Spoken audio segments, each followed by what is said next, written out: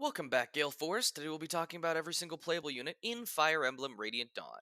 And that's a grand total of 73 units. Strap in, because here we go.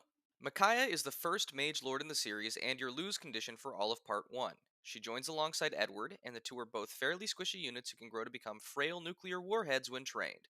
Later, they are joined by Klein from the Binding Blade, who is way worse here than in FE6. Next up on the crew is Officer John Nolan from hit ABC show The Rookie. He's your first really solid unit, though he'll still need a bit of investment to get going. After him, you'll meet Healer number 1 and the one unit that's going to make Part 1 bearable for you. Healer number 1 does exactly what it says on the tin, and the green haired menace on the right is more or less your Jagan. After them, you'll meet Convoy and Soldier. Convoy has an actual personality and the potential to have actual stats thanks to leaving the awful army she starts in later on, and Soldier is yet another investment unit that you don't have enough time to invest in. Next is Meg. Meg is awful, and if you train her, it'll be because you think that's hilarious. Showing up shortly after her is Volug, who may or may not be furry bait, but he's an actual solid unit and you'll probably want to use him. After them, you get Zhark, who Meg loves, but he only has eyes for the Lagoos because he's a furry. Toraneo, who would be useful if he was ever actually around, and the savior of the Dawn Brigade, Jill. Give Jill as much experience as you can, she deserves it all. On the other hand, give this excuse for a Cavalier absolutely no experience. Fiona is a bad Cavalier with bad availability who isn't worth the hassle it would take to raise her. Next up, we get to talk about Short King, Father, and Goth Girl. All of these are really solid units, and you shouldn't use them at all because the game hates them and is going to take away your shiny new toys very soon. After them, you meet a mother and her gay son. They're both useful, with Mother being one of the best units in the game, and her gay son being your first dancer. After them, you are briefly joined by the Burger King, who has, to the shock of nobody, some beefy stats. He's here to back you up because the rest of your squad is probably pretty awful at this point. Hey look! All your bad units are gone and they've been replaced by 4 flyers. Your current leader is the Green Queen and she's joined by Mediocre Flyer, Less Mediocre Flyer, and Dancer number 2. Green Queen is a pretty solid unit who becomes amazing with proper investment, and you can probably guess how I feel about the other units based on what I just called them. Later, these 4 are joined by Har, who is the single best unit in all of Radiant Dawn. Everyone loves Har, and everyone should love Har. Oh, the army swapped again! Now we're controlling Nephany, Braum, and Nephany's girlfriend Heather. All of them have their uses, though none of them are particularly outstanding. Heather will be your thief for part 2 and 3, so she'll see some utility play if thieving is your thing, but you can take or leave the other two. Yet again we have a new leader, and this time it's Lucia, everyone's least favorite swordmaster.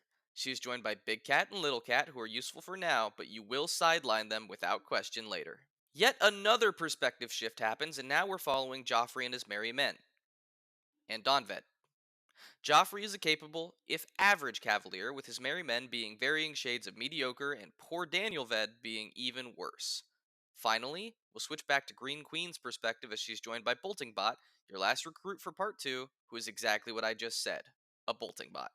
Finally, it's time to talk about the real heroes. We are joined by Friend Fighter, Good Calves 2 and 3, Boyd, a Mimi Archer, a less Mimi Archer, a racist kid, a less racist kid, a Giga Chad Armor Knight, a coughing priest, and Mia. Literally all of these units are good to great, but Friend Fighter is the real standout among them, and he's your lord for the rest of the game, barring a few small moments, so he'll have no trouble getting even better. Next, you are joined by Best Boy and his 2 furry lovers.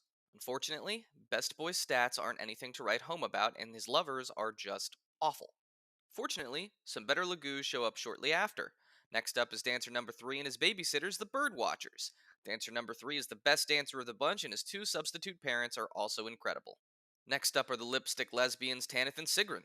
Sigrun is barely a real unit, and Tanith is an acceptable, if not incredible, unit who would have been a lot better if she joined sooner. Finally, we're on part 4, the last units to join your army, starting with Goth King, Dumbass, and a Literal Child. Goth King is an incredible unit, but still probably the worst of the Lagoos Royals. Dumbass is a decent unit on par with the Royals when transformed, but I hate him. The Child is also bad. Next up is Tibarn, my love, my sweet, my king. He is amazing. Peleus is also here. He's a novelty in Tellius, as your only dark mage. But he's not great. The most interesting man in the world is next, and he's a perfectly good replacement for if you didn't bother to raise another True Blade. Even without investment, he'll still turn out better than Lucia would have.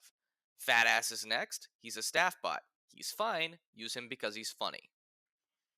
Next up are Shakespeare and Shadow the Hedgehog. Shakespeare really isn't that great, but Shadow the Hedgehog is a fairly acceptable unit who will do exactly enough to warrant being in your army, but not much more. Next up, we have Unk, Kynegas, Gifka, Enna, and Kurthnaga. Kynegas and Gifka are endgame ready and incredible, and the others are there if you want them. And finally, our last three units, though I hesitate to call them that, are Nasir, Gareth, and Sephirin. Nasir and Sephirin can at least be useful on the one chapter you can use them to some degree, but Gareth will provide next to nothing. Thank you so much for watching. Please don't forget to like and subscribe and click the bell if you'd like to get notified when I post a new video. A special thank you to patrons 60 Sweep and Gorilla Danny for subscribing at the Paladin tier, and Bosnia for subscribing at the Great Lord tier. And also to YouTube member Jerry for joining at the Paladin tier.